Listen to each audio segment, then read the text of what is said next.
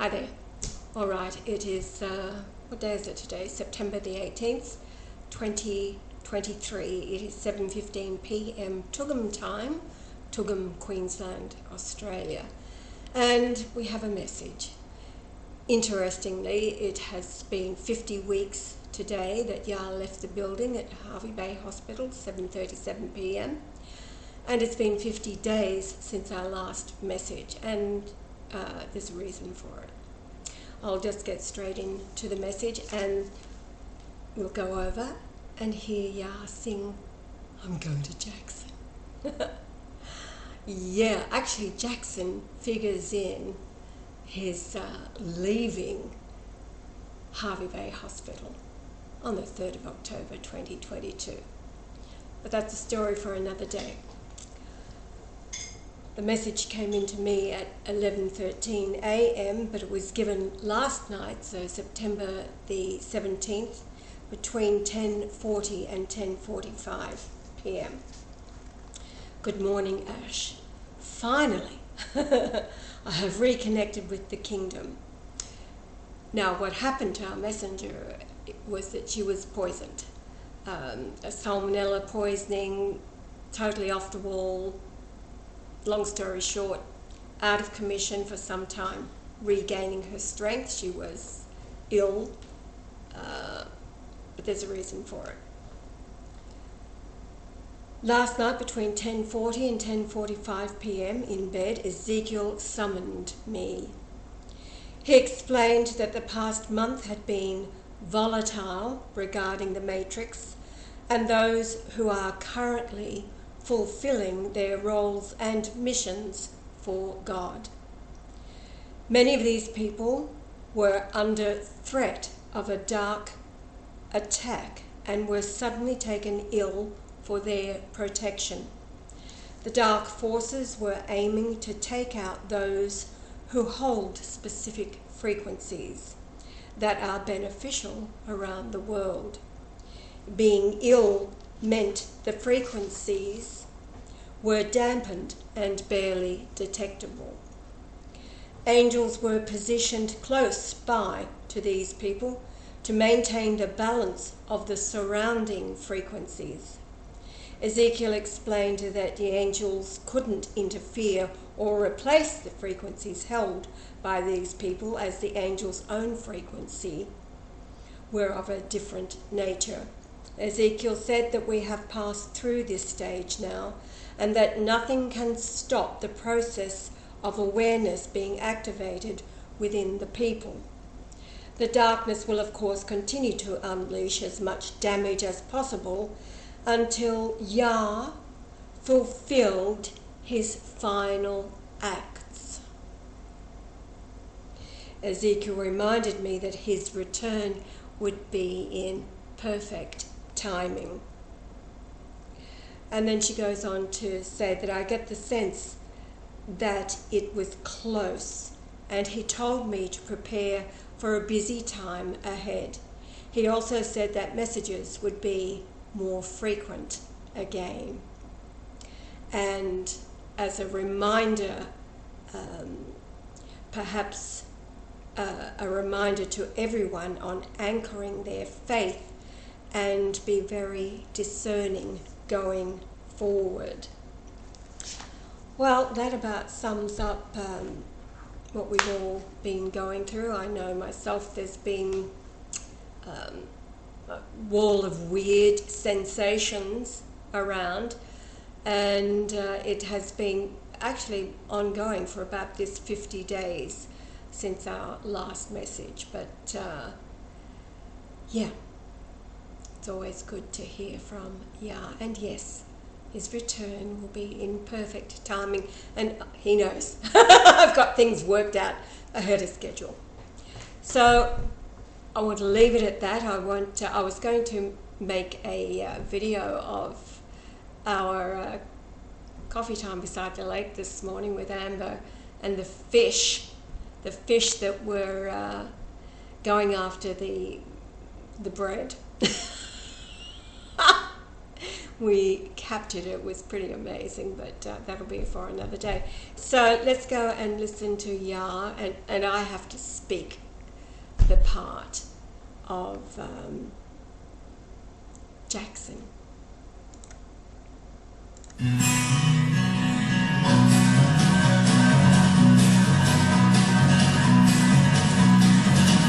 We got married in a fever, hotter than a pepper sprout.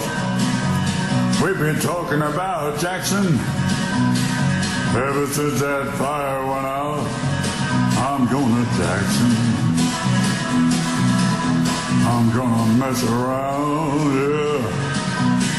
I'm going to Jackson. Look out, Jackson Town. Well, go on down to Jackson. Go ahead and wreck your health. Go play your hand, you big talking man. Make a big fool of yourself, yeah. Go to Jackson. Go comb your hair. Honey, I'm gonna snowball Jackson. See if I care. When I breeze into that city, people gonna stop and bow. Ha! All of them women gonna make me teach them what they don't know how. I'm going to Jackson. You trying to listen my coach? 'Cause I'm going to Jackson. Goodbye. That's all she wrote. But they'll laugh at you in Jackson, and I'll be dancing on a pony cake. They'll lead you round town like a scolded hound, with your tail tucked between your legs. Yeah, go to Jackson. You big talking man. But I'll be waiting there in Jackson, behind my Japan fan. Well now, we got married in a fever, hotter than a pepper sprout. We've been talking about Jackson ever since that fire went out. I'm going to Jackson, and that's a fact. Yeah, we're going to Jackson, ain't never coming back. Well, we got married in a fever, hotter than a pepper sprout. Honey, we've been talking about Jackson ever since that fire went out. I'm going to Jackson. I'm going to Jackson. I'm going to Jackson.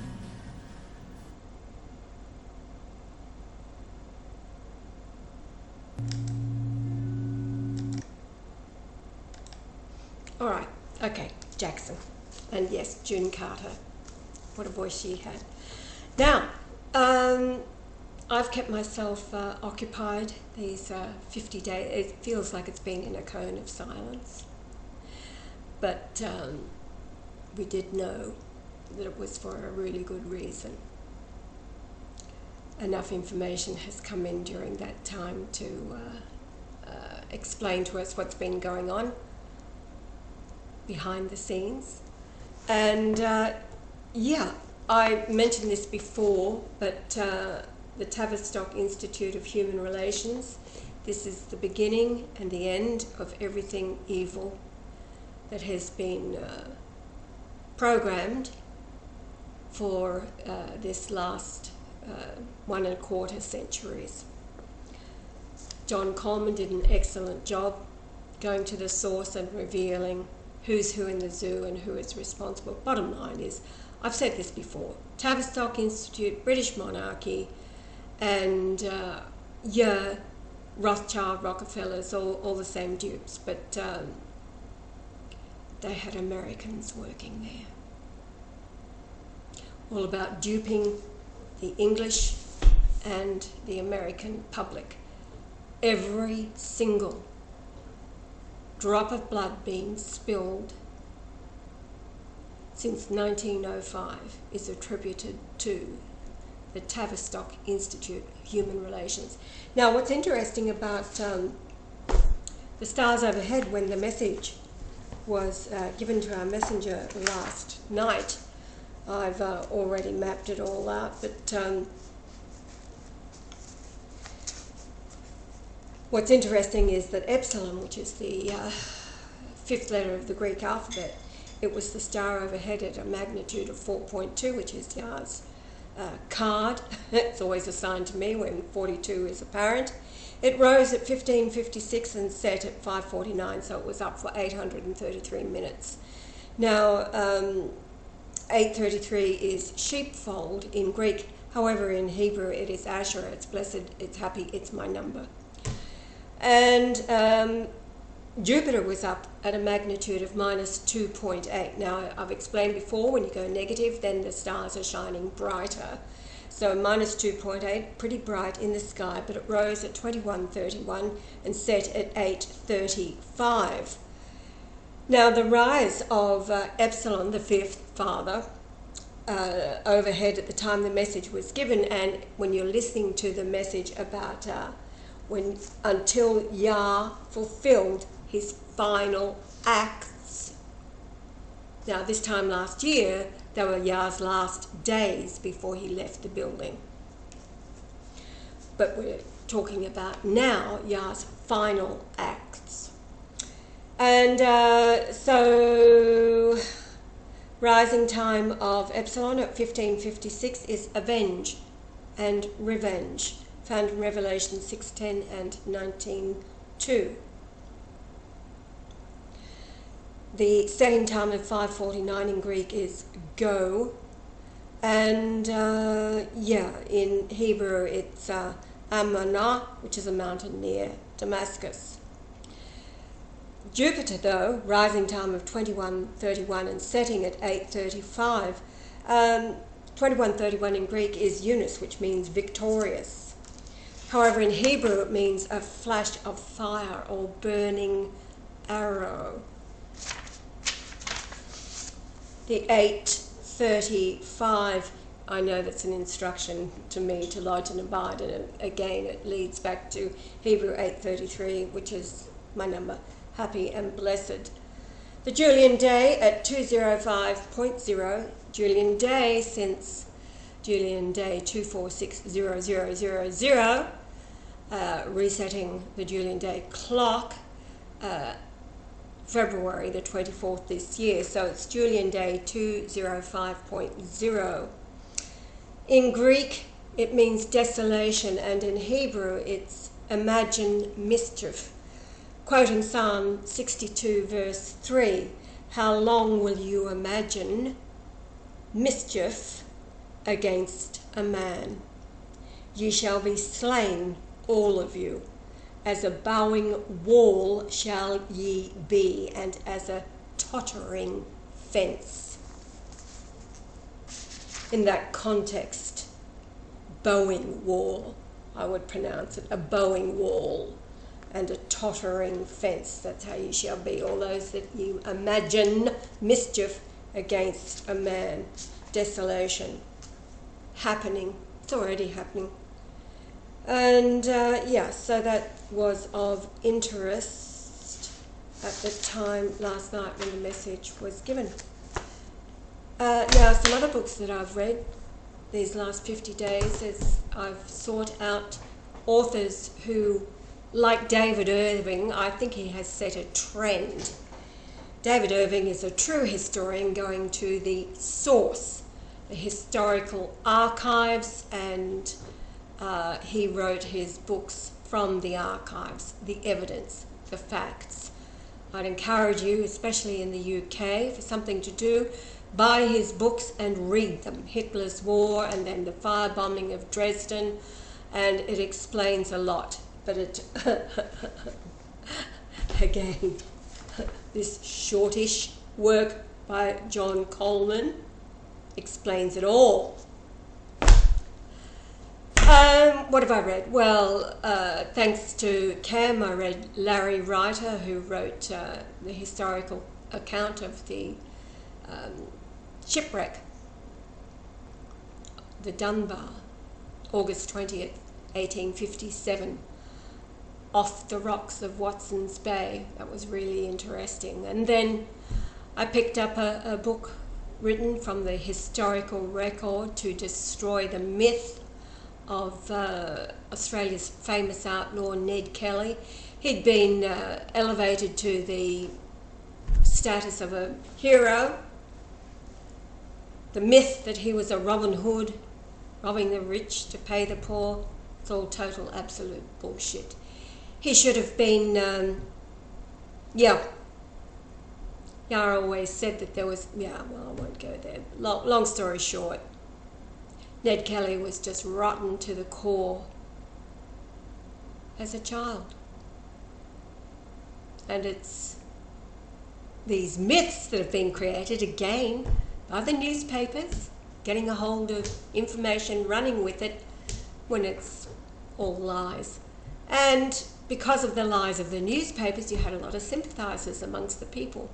But he was a rotten bastard. He should have been taken out long before. And to say that the police persecuted him, lies, lies, lies. The police were actually afraid of him and kind of didn't want to deal with him. But for two men who just kept on keeping on, he was finally taken out. And his undoing was actually the armour, the suit of armour, which wasn't his idea, and he blamed Joe Byrne for that crazy idea. But not a hero at all, an absolute bastard. And so that was another one that I read. And then I finished that one to read about Australia's first kidnapping, July 7th, 1960. Written by Mark Tedeschi, who was a QC and a prosecutor, and again going into the historical record, the archives, and examining the police case and Stephen Bradley, which was the name change to. And it wouldn't surprise anybody. He was a man consumed by greed and a total absolute narcissist. The small boy that he kidnapped because his parents won Australia's Opera House lottery at that time worth £100,000, the equivalent of about 4 million today. He wanted part of it, and his narcissistic couldn't fathom that he would fail, but he ended up killing Graham Thorne, was the small boy, 8 years of age, and it rocked Australia. It totally, absolutely rocked Australia. So it was a ripping, expose of the police work and the forensics that were used at that time and continue to be used today, and the psychological makeup of this man who changed his name because he was one of those that belonged to the zoo crowd. You know what I mean. Rhymes with zoo. Yeah, right. So they've been really interesting. And then what else have I read? I've read others. It's kept me occupied. But I've decided that, yes, the writers who go back into the historical record and put it all together for us to learn the facts and not give in to the myths, modern myths of this last century. Okay, all right, that's what I've been up to these last 50 days, keeping my mind occupied. And of course, my thoughts are continually with Yah, as I know you are continually thinking about him as well. So, until the next time, Layla Gators.